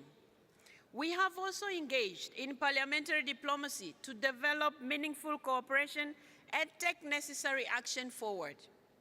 We must note and celebrate the successes of the past few days. At the same time, we must also be earnest and sincere in acknowledging where we have fallen short, not to point fingers and assign blame, but to reflect and learn. The world is not short of emergencies, yet 2 days ago we fell short of adopting an emergency item resolution. But I would like to invite you to view this as an occasion to strengthen coordination and deepen dialogue amongst member parliaments and geopolitical groups. Dialogue remains our most essential tool. And when it does not succeed, and sometimes happens, it should only be seen as a signal that more dialogue is needed. After all, dialogue is most important not with those who we agree with, but with those who we do not. So let us return to the next IPU assembly with a renewed commitment to engage, to listen to one another, and to build the understanding that is needed to move forward, the only way we can do it together. At the start of my mandate, dear colleagues, I made a promise to explore ways to modernize the IPU statutes and rules. The events of the past few days, and indeed the last 2 years, have shown that in a fractured world, our emergency item procedure is not fulfilling its purpose. We will continue our work to reflect on potential changes to that process, to ensure that the Assembly can always come together, find common ground, and express its position on the most urgent issues of the day. Dear colleagues, dear friends, at the heart of our deliberations, thank you. At the heart of our deliberations was a general debate on a very important subject. We know that the clock is ticking on the Sustainable Development Goals, and we have seen over the past few days just how many of these goals relate to social development and justice. In fact, we could even say that social development and justice are prerequisites for all Sustainable Development Goals. And true sustainable development is measured by how societies treat their most vulnerable, by the quality of the life they offer to their citizens, and by the respect for our shared human condition. The Tashkent Declaration offers us the tools to do just that and send a strong parliamentary contribution to the upcoming second summit on social development. Social progress begins when societies prioritize their citizens. First, at this 150th Assembly, we, the IPU member parliaments, have reaffirmed our shared commitment to place human dignity and well-being at the heart of our policies. We have pledged to invest deliberately and meaningfully in education, healthcare, and environmental protection. Every individual deserves the chance to thrive, from children receiving the schooling they need to succeed, to older persons accessing affordable, compassionate care. We must work to bridge digital and social divides, ensure equitable access to essential services, and empower communities everywhere to flourish. Second, at this Assembly, we, the IPU member parliaments, have underscored that economies must serve humanity, not the other way around. Economic justice demands bold reforms. It is no longer acceptable that wealth accumulates in fewer and fewer hands, while hundreds of millions of individuals struggle for basic human dignity. Democratizing our economies means adopting fairer tax systems. It means supporting small businesses, promoting workers' rights, and fiercely protecting the most vulnerable among us. In line with the core values of our organization, democratizing our economies also means ensuring genuine inclusion, ensuring women, youth, and marginalized groups participate and lead the way toward a more equitable future. Third, at this Assembly, we, the IPU member parliaments, have stressed that democracy and development are deeply intertwined. And every democracy is built on trustworthy institutions. So we are urging increased transparency, accountability, and responsiveness within our government bodies. Colleagues, representation must truly reflect societal diversity, including the voices of women, youth, and minorities in decision-making processes. It also entails strengthening the rule of law, vigorously combating corruption, and encouraging citizen participation in governance and budgeting processes. At the international level, we must support reforms that allow global institutions to effectively address social challenges, resulting in a more just and stable world for current and future generations.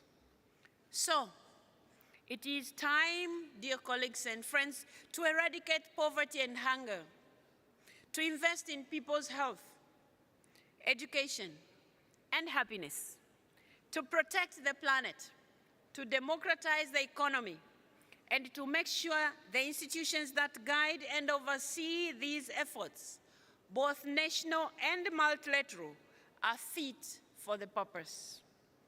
Dear colleagues, dear friends, together and guided by our Tashkent Declaration, we can shape powerful policy rooted in solidarity and justice for all humanity, carrying the aspirations of the people we represent. And today, let us all agree and say we will not let them down. I thank you for listening.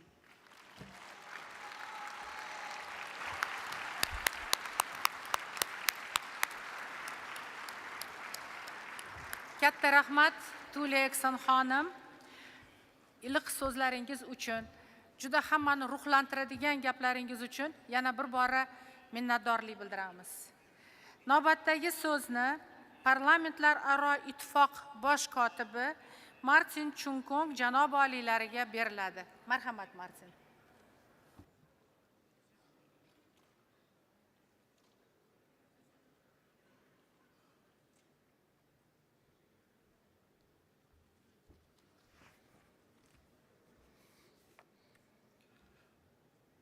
Madam President of the 150th Assembly of the Inter-Parliamentary Union, Madam President of the Inter-Parliamentary Union, honorable speakers and deputy speakers of Parliament present at this Assembly, members of Parliament from across the world, ladies and gentlemen.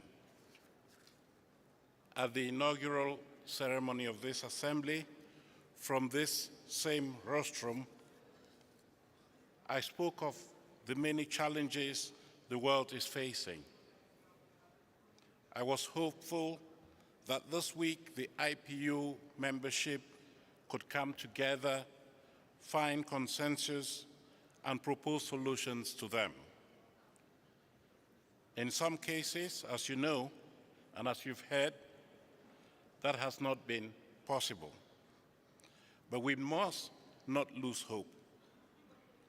Many delegates have pointed out that they come to IPU assemblies not just to hear views that chime with their own, but to hear all sides of the argument, to be challenged, to break free of their echo chambers, to look at the world through different eyes. And even when an assembly does not end with everyone on the same page, we are still very much enriched by what we have learned along the way. We all want concrete outcomes, but sometimes it takes more time than expected.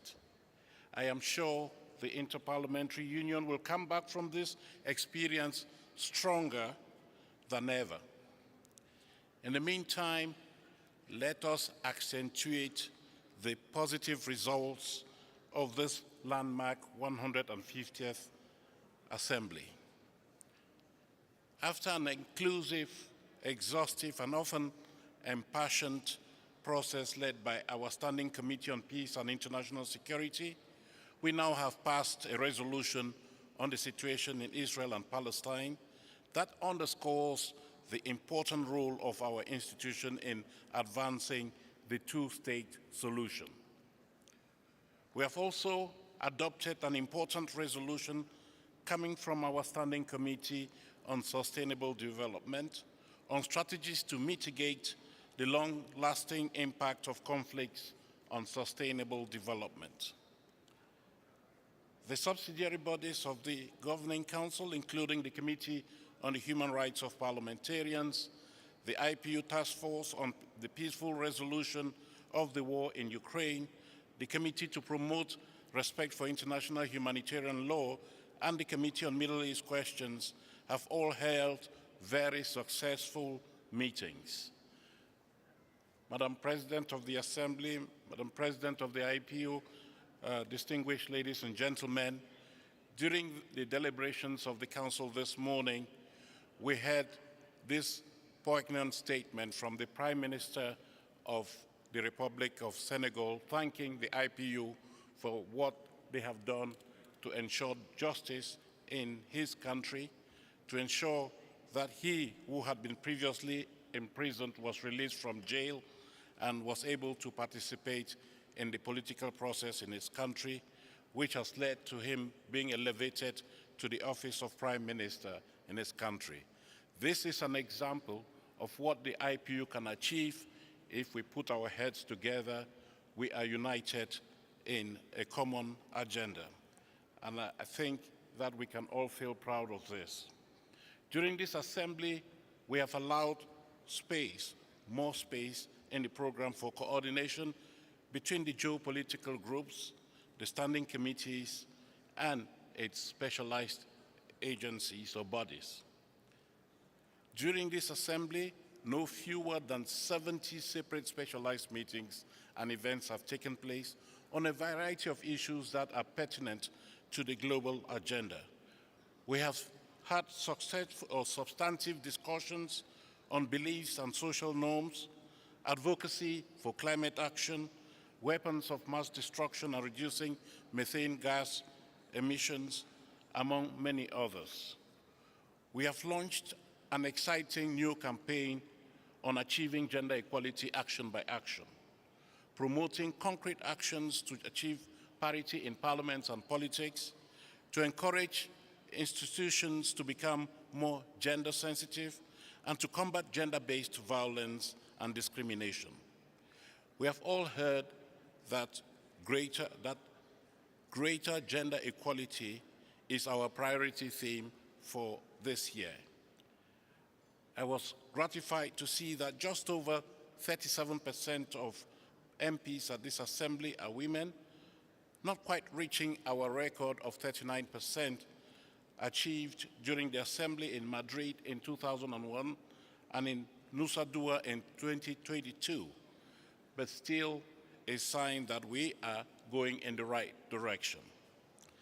And we kicked off this assembly with the Forum of Women Parliamentarians celebrating its 40th anniversary, a milestone that also coincides with the 30th anniversary of the Beijing Declaration and the 25th anniversary of the UN Security Council Resolution on Women, Peace and Security.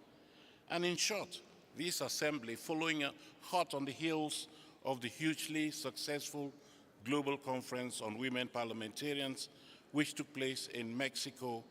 And we can comfortably say that this year of gender equality, this year of focus on gender equality has gotten off to a fantastic start. But this is a bumper year on other accounts and more broadly.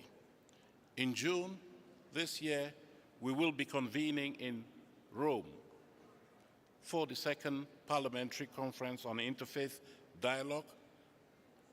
And I wish to express the hope that we will see as many of you as possible during this very important meeting. Then we will move on to Geneva in late July, where we will be holding the landmark 6th World Conference of Speakers of Parliament, preceded by the 15th Summit of Women Speakers of Parliament. And these are rare opportunities for as many speakers of Parliament as possible, coming from every corner of the world, to come together and review achievements or challenges that have occurred over the past 5 years and rededicate their institutions to more robust action to rise to these challenges. I'm also very happy to see that our IPU family is continuing to grow. We have welcomed Belize as the newest member of the IPU, along with 2 new permanent observers. Delegations from Barbados and the Dominica have also joined us during this assembly in Tashkent to explore possible affiliation too. We are keeping on top of the difficulties that some members of the IPU are facing, whether it be in paying their contributions or transitioning back to democracy after political upheaval. And once again, we have taken steps to modernize and strengthen our statutes and rules, and we will continue exploring more ways to do so. Madam President, it's been a pleasure and a privilege to bring the IPU Assembly to Central Asia for the first time. And I could not imagine a better place for our first visit to Tashkent. We're honored to have His Excellency President Shavkat Mirziyoyev with us, delivering a very important and inspiring statement to a special session of the plenary of this Assembly. We know very well that his comments during that session have inspired the Tashkent Declaration that was adopted earlier during this session. Madam President, dear Tanzila, we feel very nostalgic already. We feel that this adventure, this wonderful adventure, is about to conclude. We have been working with you closely, you and your colleagues, over the past 1 year to organize this assembly. And it's like an anticlimax now that we are beginning to conclude our deliberations. We want to say thank you to you again for being such a gracious host, for attending to all the details that have led to a very smooth assembly here. Let me use this opportunity also to recognize the contribution of your colleague of the Legislative Chamber, His Excellency Ismailov, for contributing extensively together with his colleagues and staff of the Legislative Chamber to making this assembly a most successful one. Indeed, we'll take away the warmth of hospitality that has been shown to each and every one of us here, and I'm sure that we will all want to come back to Uzbekistan at the earliest opportunity. Madam President, you and your colleagues have given us a wonderful time here in Uzbekistan, and we look forward to the next opportunity. Let me use this opportunity to extend my best wishes to all of you participants, without whom we would not have had this assembly, and we look forward to seeing you in the near future. I wish you a safe trip back home to your respective countries. Madam President, Tulia, I was told that I was going to speak after you, before you, but it didn't happen. So now let me use this opportunity to invite you to this rostrum so that we can perform a responsibility that is incumbent upon the leadership of the organization. We would like to invite our gracious host, Dr. Tanzila Nabaeva, to join us here. I have speech? Yes, you are going to make a speech at the end. You are going to make a speech at the end.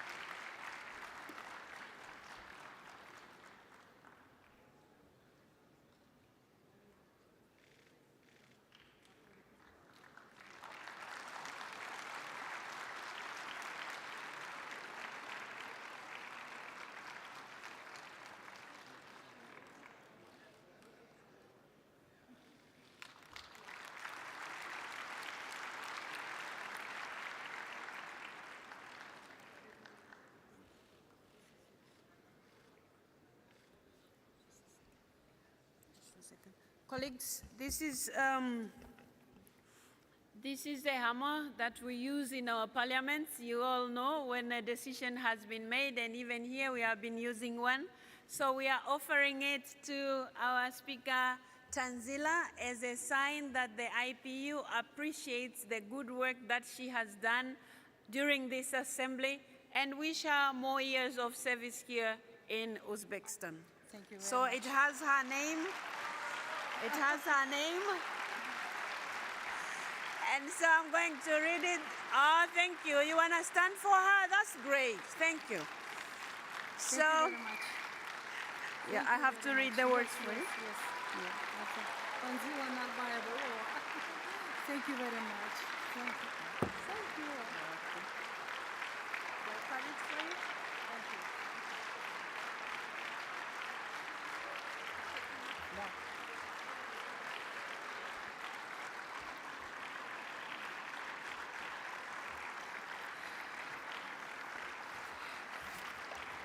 Katta rahmat. Hurmatli Tulia Ekson xonim, hurmatli bosh kotib janob Martin Chunkong, hammalaringiz o'tirib eshitishingizni so'rayman. Deyarli bir haftadan buyon biz sizlar bilan parlamentlararo ittifoqning 150-yubiley assambleyasini samarali o'tkazdik. Ochig'ini aytganda, assambleyamiz yakunlanayotganligidan hammamizning kayfiyatimizda xomushlik bor. Bu ham ochiq gap. Bir necha kun davomida bo'lib o'tgan qiziqarli plenar yig'ilishlar, qizg'in muhokamalar, sermazmun uchrashuvlar hammasi ortda qoldi. Assambleyamiz o'zining muhim xalqaro platforma ekanligini yana bir bora tasdiqladi. Hamma davlatlarni, xalqlarni qiziqtirgan dolzarb masalalar ochiq va erkin muhokama qilindi. Bu hammamizning katta yutug'imiz. Adolat, tinchlik va xalqparvarlik g'oyalari baralla yangradi. Bu bilan insoniyatning umumiy muammolariga hammamizning xayrixohligimiz bildirildi. Eng asosiysi, umumiy fikrlash, global mas'uliyat, hamjihatlik ruhi shakllandi. Har bir ishtirokchi bu jarayonga chin dildan, katta mas'uliyat bilan yondashganligining guvohi bo'ldik. Bizning do'st va ahil parlament oilamiz butun dunyo hamjamiyatiga o'zining tinchlikka intilishini, muloqotlarga ochiqligini namoyish eta oldi. Sizlar guvohi bo'ldingiz. Parlamentlararo ittifoq bilan 1 yil davomida juda ko'p mehnat qilindi. Uning kotibiyati bilan ko'p izlanishlar qildik, muhokamalar o'tkazdik. Bizning barcha takliflarimiz mavzularni shakllantirishdan boshlab, ayollar masalasi, yoshlar masalasi, bolalar masalasiga qadar bizning hamma takliflarimiz qabul qilindi. Katta rahmat mana shu parlamentlararo ittifoqning kotibiyati, uning rahbariyatiga. Bizning maqsadimiz bitta edi. Ushbu yubiley assambleya haqiqiy yubiley assambleyasi, haqiqiy tarixiy assambleyasi bo'lib, tarixda qolishini ta'minlash edi. O'ylaymanki, biz buning uddasidan chiqdik. Buni juda ko'p ishtirokchilar ham tasdiqlashdi. Eng avvalo, men O'zbekistonlik hamma hamkasblarim nomidan hammalaringizga bizni O'zbekistonimiz to'g'risida ajoyib, iliq fikrlar bildirganingiz uchun, xuddi shunday fikrlarni Samarqand, Buxoro, Xiva to'g'risida va boshqa hududlarimiz to'g'risida bildirganligingiz uchun minnatdorlik bildiraman. Men juda istardim. Sizlar O'zbekistonni, biz uni qanday yuragimiz bilan yaxshi ko'rsak, siz ham mana shunday yaxshi ko'rib qolishingizni va bu mehmondo'st yurtga yana ko'p marotaba qaytib kelish istagida bo'lishingizni biz xohlagan bo'lardik. Men parlamentlararo ittifoq rahbariyatiga alohida minnatdorlik bildirmoqchiman. Assambleya ishida ishtirok etgan barcha parlament delegatsiyalariga ham o'zimizning samimiy minnatdorligimizni bildiramiz. Aynan siz tufayli bizning Tashkent shahrimiz haqiqiy xalqaro parlament markaziga aylandi. Do'stona muloqot o'tkazilgan fayzli maydonga aylandi. Aziz hamkasblar, men assambleya ishida o'zlarining takliflari bilan faol ishtirok etgan barcha ekspertlarga minnatdorlik bildiraman. Ayniqsa parlamentlararo ittifoq kotibiyati xodimlariga biz bilan tunu kun ishlab assambleya muvaffaqiyatli o'tkazganligi uchun kattadan katta rahmat aytaman. Yana bizga juda katta yordam bergan volontyorlarimiz to'g'risida gapirmasak bo'lmaydi. Yosh yigit-qizlarimiz juda iliq, samimiy mehmondo'stlik bilan barcha mehmonlarimizga e'tiborli bo'lishdi. Aziz yoshlar, sizlarga ham katta rahmat. Men alohida minnatdorlikni bizning muloqotlarimizni yengillashtirgan tarjimonlarga bildirmoqchiman. Ularning ko'pchiligi o'z o'qishlaridan tashqari biz bilan juda ham qattiq ishlashdi. Sizlarga ham rahmat.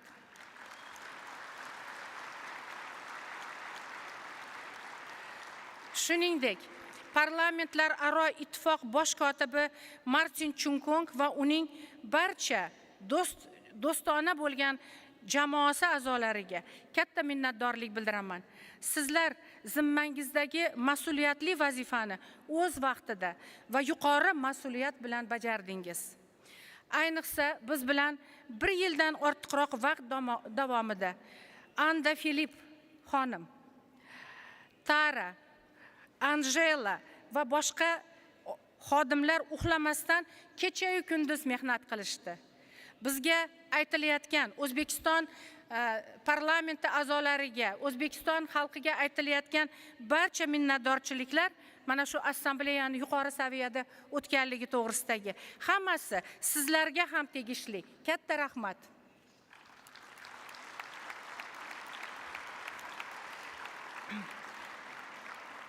Parlamentlararo ittifoqimizning ajoyib prezidenti Tulia Ekson xonim. Parlamentlararo ittifoqning faol ishlayotganida sizning hissangiz juda ham katta.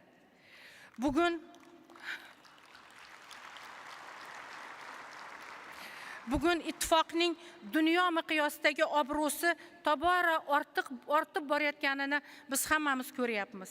Uning jamoasida ishchan, do'stona muhit bo'lishida Tulia Ekson xonimning hissasi katta. Siz xalqaro parlamentarizmni rivojlanishi uchun parlamentlararo ittifoq tomonidan qabul qilinayotgan barcha qarorlar insonlar taqdiriga ijobiy ta'sir qilishi uchun juda ko'p harakat qilyapsiz. Sizning rahbarligingizdagi ishlar parlamentlararo ittifoqning bir umr tarixida muhrlanib qoladi albatta.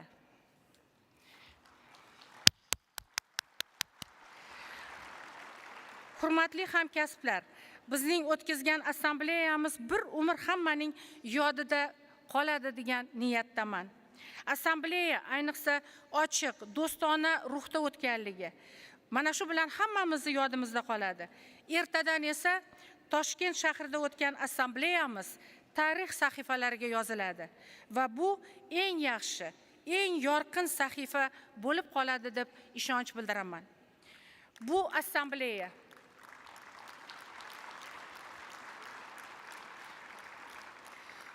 assambleya dunyo miqyosidagi ulkan voqea bo'ldi.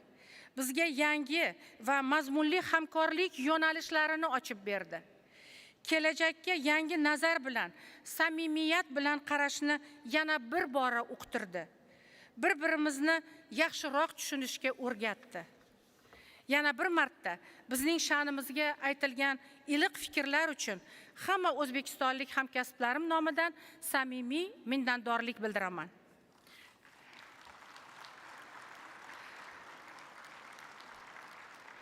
Azizlar, sermazmun, qiziqarli kunlar uchun hammalaringizga rahmat. Sizlarga qalbimdagi eng yaxshi tilaklarimni yo'llayman va xayrlasha turib yana ko'p marotaba uchrashamiz degan ezgu niyatlarimizni bildiramiz. Azizlar, xayrlashmaymiz, uchrashguncha deymiz. Dear friends, until we meet again. Shu bilan men hozir bu yerga o'taman. Menga Tulia xonim esdalik uchun sovg'a qilgan o'sha bolg'acha bilan mana shu parlament assambleyamizni hozir tantanali ravishda yopamiz.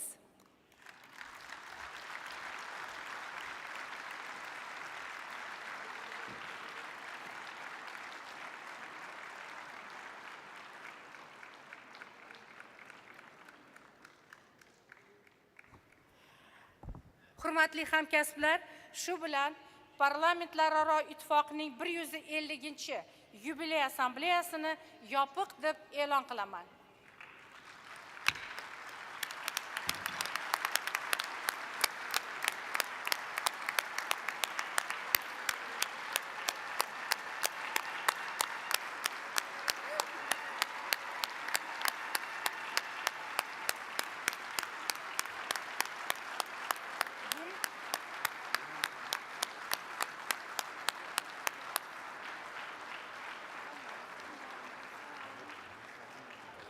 Yem.